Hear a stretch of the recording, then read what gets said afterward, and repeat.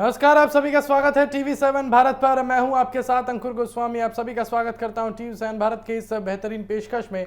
तो ज्यादा वक्त जाया न करते हुए सीधे रुक करेंगे खबरों की ओर। अयोध्या में राम मंदिर चढ़ावे और दान से जुड़ा विवाद अब एक नए मोड़ पर पहुंचता दिखाई दे रहा है। मंदिर निर्माण और व्यवस्थाओं से जुड़े रहे गोपाल राव का नाम इस पूरे मामले में चर्चा के केंद्र में आ गया है। हालांकि ये स्पष्ट करना जरूरी है कि फिलहाल उनके खिलाफ कोई आधिकारिक दोष सिद्ध नहीं हुआ है और उनकी भूमिका को लेकर उठे सवाल जांच प्रक्रिया का हिस्सा है। अंतिम निष्कर्ष जांच रिपोर्ट और संबंधित अधिकारियों की आधिकारिक जानकारी के बाद ही सामने आएगा। मामले की शुरुआत मंदिर में प्राप्त चढ़ावे और दान राशि के प्रबंधन को लेकर उठे सवालों से हुई। रिपोर्टों के अनुसार दान की गिनती, रिकॉर्ड व्यवस्था, सुरक्षा प्रणाली और प्रशासनिक प्रक्रियाओं को लेकर कुछ अनियमितताओं की आशंका जताई गई और इसके बाद संबंधित जांच एजेंसियों ने कई पहलुओं की पड़ताल शुरू की। जांच का दायरा केवल दान राशि तक सीमित नहीं रहा, बल्कि उससे जुड़ी प्रक्रियाओं और जिम्मेदारियों की भी समीक्षा की जा रही है। गोपाल राव लंबे समय तक राम मंदिर निर्माण और उससे जुड़ी व्यवस्थाओं में सक्रिय रूप से जुड़े रहे हैं। ट्रस्ट की बैठकों, आयोजनों और मंदिर से संबंध गतिविधियों में उनकी मौजूदगी कई बार दर्ज की गई है। पुराने कार्यक्रमों और बैठकों की तस्वीरों में उनकी उपस्थिति को लेकर अब चर्चाएं तेज होती जा रही हैं। कुछ लोगों ने ये सवाल उठाया है कि उनकी भूमिका क्या थी और वो किन प्रशासनिक या प्रबंधकीय जिम्मेदारियों से जुड़े रहे। जांच एजेंसियां दान राशि की गिनती की प्रक्रिया, रिकॉर्ड रखने की प्रणाली और सुरक्षा प्रबंधनों की विस्तार से जांच कर रही है और बताया जा रहा है कि इस दौरान सीसीटीवी फुटेज, निगरानी व्यवस्था और संबंधित दस्तावेजों की भी समीक्षा की जा रही है। जांच का उद्देश्य ये पता लगाना है कि कहीं दान प्रबंधन की प्रक्रिया में कोई कमी या अनियमितता तो नहीं रही। मामले को लेकर राम मंदिर ट्रस्ट के भीतर भी अलग अलग प्रतिक्रियाएं सामने आई हैं। कुछ ट्रस्ट सदस्यों ने व्यवस्थाओं में बदलाव और जिम्मेदारियों की समीक्षा की मांग की है। उनका कहना है कि मंदिर की प्रशासनिक व्यवस्था में पारदर्शिता और जवाबदेही सुनिश्चित करना अत्यंत आवश्यक है। वहीं ट्रस्ट से जुड़े कुछ अन्य लोगों ने आरोपों को खारिज करते हुए अपनी सफाई भी दी है और इसे प्रतिष्ठा से जुड़ा विषय बताया है। विश्व हिंदू परिषद और ट्रस्ट से जुड़े पदाधिकारियों ने भी इस मामले पर अपनी अपनी प्रतिक्रिया दी और इनका कहना है कि यदि जांच में कोई भी व्यक्ति दोषी पाया जाता है तो उसके खिलाफ उचित कार्रवाई होनी चाहिए। साथ ही उन्होंने ये भी कहा कि मंदिर से जुड़े मामलों में पारदर्शिता बनाए रखना सभी की प्राथमिकता होनी चाहिए ताकि श्रद्धालुओं का विश्वास कायम रहे। इस विवाद ने अयोध्या में राम मंदिर की व्यवस्थाओं को लेकर व्यापक चर्चा छेड़ दी है। श्रद्धालुओं और आम लोगों के बीच ये सवाल उठ रहा है कि इतने बड़े धार्मिक और राष्ट्रीय महत्व के केंद्र में दान और चढ़ावे की व्यवस्था कितनी पारदर्शी और सुरक्षित है। विशेषज्ञों का मानना है कि धार्मिक संस्थानों में वित्तीय प्रबंधन और प्रशासनिक प्रतिक्रियाओं की जो स्पष्ट व्यवस्था है वो आवश्यक है और ताकि भविष्य में इस प्रकार के विवादों से बचा जा सके। गोपाल राव की भूमिका को लेकर फिलहाल जो सवाल उठ रहे हैं वो जांच के दायरे में शामिल है। ये कहना अभी जल्दबाजी होगी कि इस मामले में उनकी वास्तविक जिम्मेदारी क्या बनती है और जांच एजेंसियां सभी संबंधित पहलुओं की पड़ताल कर रही हैं और आने वाले समय में जांच रिपोर्ट से ही स्थिति अधिक स्पष्ट हो सकेगी। अब इस पूरे घटनाक्रम ने राम मंदिर ट्रस्ट और उससे जुड़ी व्यवस्थाओं पर सार्वजनिक निगरानी बढ़ा दी है और मंदिर निर्माण और व्यवस्थाओं में जुड़े सभी लोगों की भूमिका, जिम्मेदारियों और प्रक्रियाओं की समीक्षा की मांग भी तेज हो सकती है। अब साथ ही ये मामला धार्मिक संस्थानों में प्रशासनिक पारदर्शिता और वित्तीय जवाबदेही की आवश्यकता को भी रेखांकित करता है। फिलहाल सबसे महत्वपूर्ण बात यह है कि जांच निष्पक्ष और तथ्यों के आधार पर पूरी की जाए। किसी भी व्यक्ति के खिलाफ लगाए गए आरोपों की पुष्टि जांच प्रक्रिया पूरी होने के बाद ही संभव होगी। इसलिए इस मामले में आधिकारिक निष्कर्ष आने तक सभी पक्षों को सावधानी और जिम्मेदारी के साथ बयान देना चाहिए। राम मंदिर चढ़ावा विवाद जो है अंततः केवल एक प्रशासनिक या वित्तीय जांच का मामला नहीं है, बल्कि ये श्रद्धालुओं के विश्वास और धार्मिक संस्थानों की पारदर्शिता से भी जुड़ा हुआ मुद्दा है और आने वाले दिनों में जांच की दिशा और आधिकारिक निष्कर्ष पर सभी की नजरें जो हैं वो यहाँ पर बनी रह सकती हैं। तो चलिए आगे बढ़ेंगे, बात करेंगे आज की और अभी की सबसे बड़ी अंतर्राष्ट्रीय स्तर की खबर की। मध्य पूर्व में एक बार फिर वैश्विक चिंता जो है वो केंद्र बन चुका है। वैश्विक चिंता का केंद्र बन चुका है मध्य पूर्व। अमेरिका और ईरान के बीच लंबे समय से जो तनाव चल रहा था वो अब ऐसे मोड़ पर पहुंच चुका है जहां हर नई सैन्य कार्रवाई दुनिया की धड़कनें बढ़ा रही हैं। हाल ही में अमेरिकी सेना द्वारा ईरान से जुड़े कई सैन्य ठिकानों पर किए गए हमले के बाद पूरे क्षेत्र में तनाव और गहरा गया। अब समझिए, ये वही अमेरिका है, ये वही डोनाल्ड ट्रंप है जो कुछ दिनों पहले मध्यस्थता एकता की बात कर रहा था, जो कुछ दिनों पहले समझौते की बात कर रहा था, जो कुछ दिनों पहले ये कह रहा था कि अमेरिका और ईरान में सारी चीजें समय अनुसार ठीक होनी चाहिए और लड़ाई झगड़े में कुछ नहीं रखा है, ये वही अमेरिका है जो नेशनल मीडिया, इंटरनेशनल मीडिया के सामने आकर कह रहा था कि ईरान हमारा मित्र देश है, ईरान के साथ हमें सारे समझौते करने हैं। और ये वही अमेरिका है जिसने इस समझौते के दौरान ईरान के कई ठिकानों पर हमला कर दिया है। दोनों देशों की ओर से आ रहे तीखे बयानों और जवाबी कार्रवाई की चेतावनियों ने आशंका पैदा कर दी है, और अगर ये हालात नहीं संभले तो यह टकराव किसी बड़े क्षेत्रीय संघर्ष का रूप ले सकता है। और यही वजह है कि पूरी दुनिया की निगाहें अब मिडल ईस्ट पर टिकी हुई है। जानकारी के मुताबिक अमेरिका ने ईरान से जुड़े कुछ सैन्य प्रतिष्ठानों, मिसाइल सिस्टम और रणनीतिक ठिकानों को निशाना बनाया। अमेरिकी अधिकारियों का दावा है कि यह कार्रवाई क्षेत्र में वाणिज्यिक जहाजों और अंतर्राष्ट्रीय समुद्री मार्गों की सुरक्षा को ध्यान में रखते हुए की गई।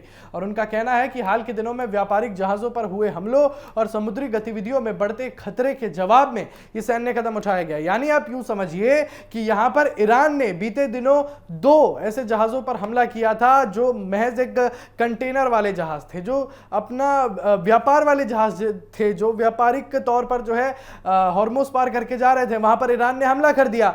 अब अमेरिका जो है, अमेरिका ने भी आगे बढ़ गया, अमेरिका भी आगे बढ़ता है और अमेरिका बोलता है कि भैया आपने जहाज ऐसे कैसे उड़ा दिया, अब हम भी कुछ ना कुछ कार्रवाई करेंगे। और ये जो कार्रवाई का नतीजा है वो ये सबके सामने है। यानी कि अब आप ये समझिए कि मध्य पूर्व तनाव में जितनी भी चीजें बताई जा रही थी पहले स्तर पर, सोचिए जहां $100 प्रति बैरल क्रूड ऑयल था वो गिरकर 70-72 रुपए पहुंच गया था। अब सोचिए किस दिशा में जो है क्रूड ऑयल की कीमत बढ़ती जा सकती है और उसका कितना असर भारत पर भी पड़ सकता है, ये चर्चा करने वाला विषय है। और अमेरिका का यह भी कहना है कि अंतर्राष्ट्रीय व्यापारिक मार्गों की सुरक्षा सुनिश्चित करना उसकी प्राथमिकता है। वहीं दूसरी ओर ईरान ने अमेरिकी कार्रवाई की कड़ी निंदा करते हुए इसे अपनी संप्रभुता पर हमला बताया। तेहरान ने स्पष्ट शब्दों में कहा कि अगर उस पर दबाव बनाने की कोशिश की गई तो उसका जवाब भी उसी भाषा में दिया जाएगा। ईरानी अधिकारियों ने दावा किया है कि उनके पास अपनी सुरक्षा और क्षेत्रीय हितों की रक्षा के लिए पर्याप्त क्षमता है। हालांकि दोनों देशों के दावे और जवाबी दावों की स्वतंत्र पुष्टि विभिन्न स्तरों पर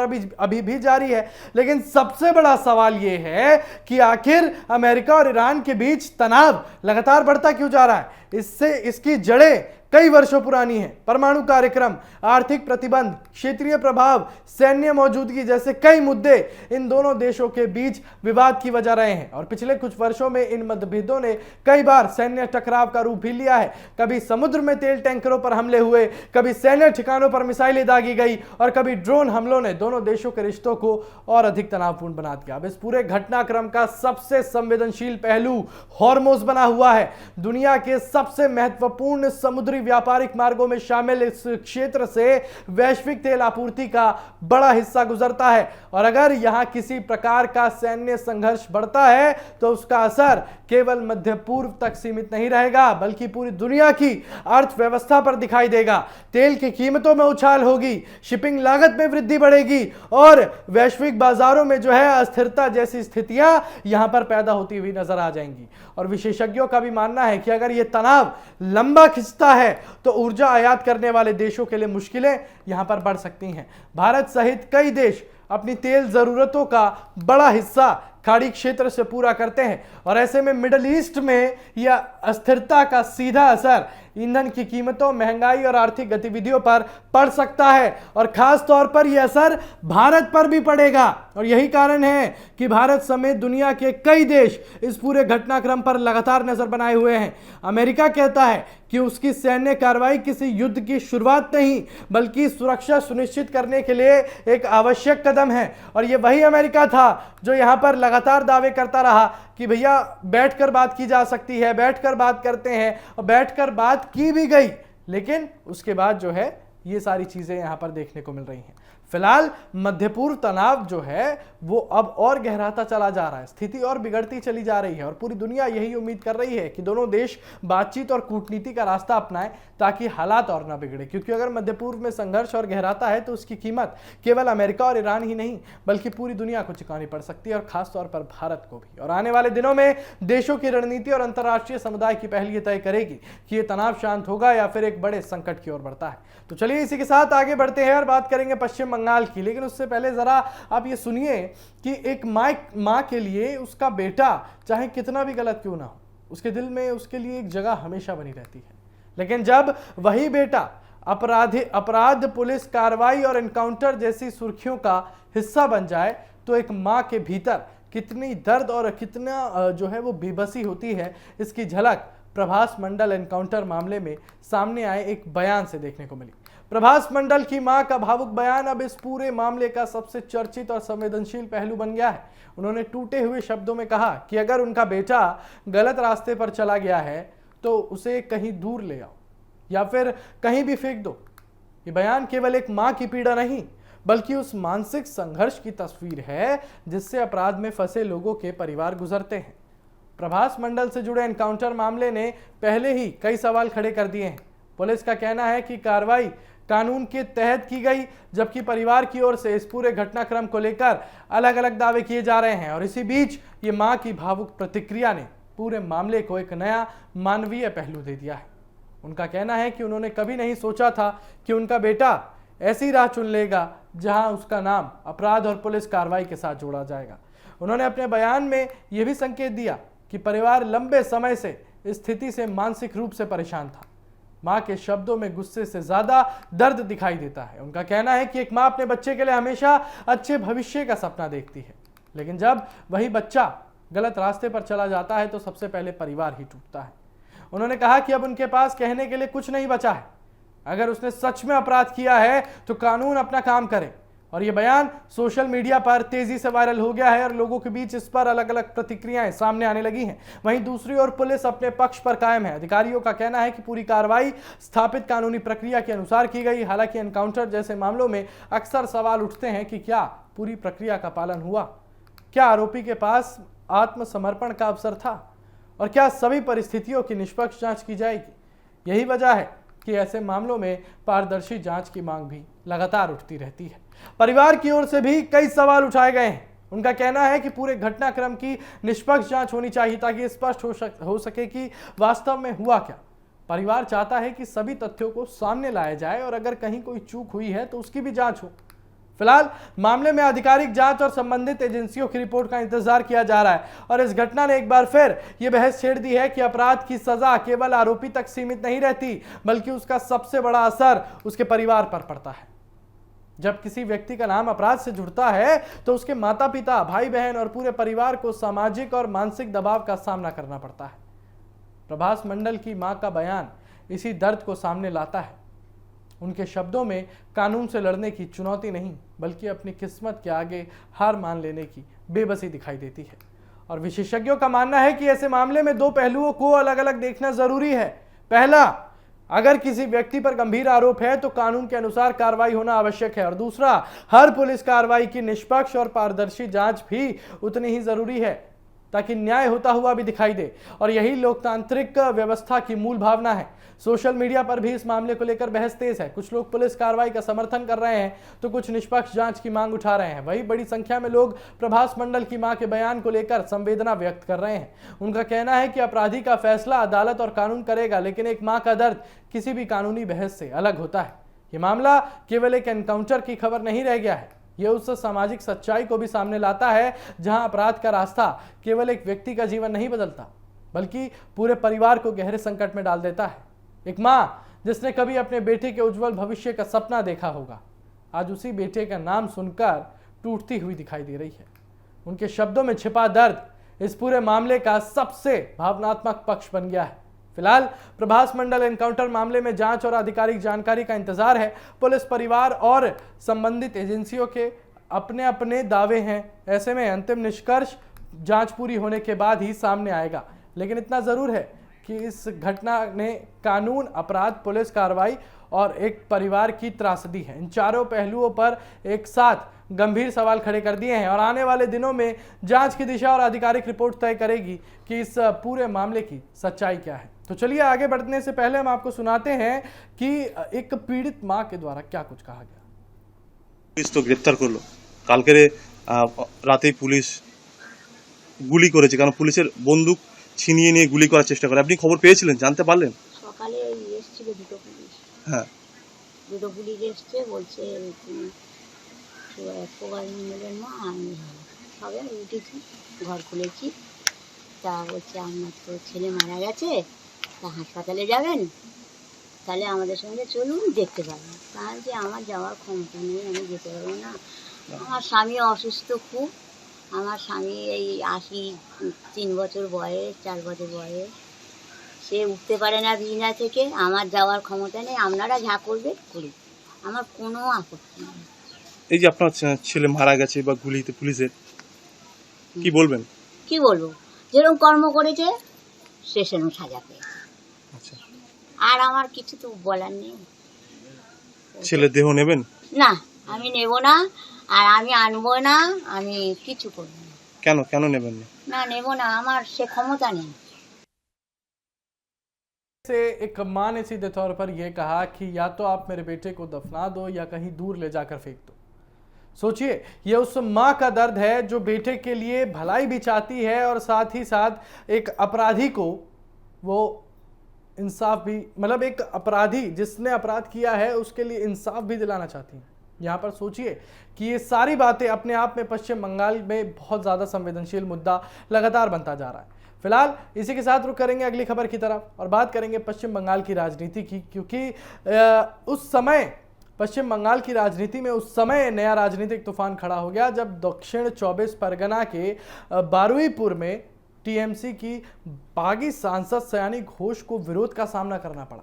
एक पीड़ित परिवार से मुलाकात करने पहुंची सांसद के खिलाफ स्थानीय लोगों ने नारेबाजी तो की, अपना गुस्सा जाहिर किया। देखते ही देखते माहौल तो तनावपूर्ण हुआ और पुलिस को स्थिति संभालने के लिए हस्तक्षेप करना पड़ा। इस घटना का वीडियो भी सोशल मीडिया पर तेजी से वायरल हुआ, जिसके बाद ये मामला केवल एक स्थानीय विरोध तक सीमित नहीं रहा बल्कि पूरे पश्चिम बंगाल की राजनीति में चर्चा का विषय बन गया।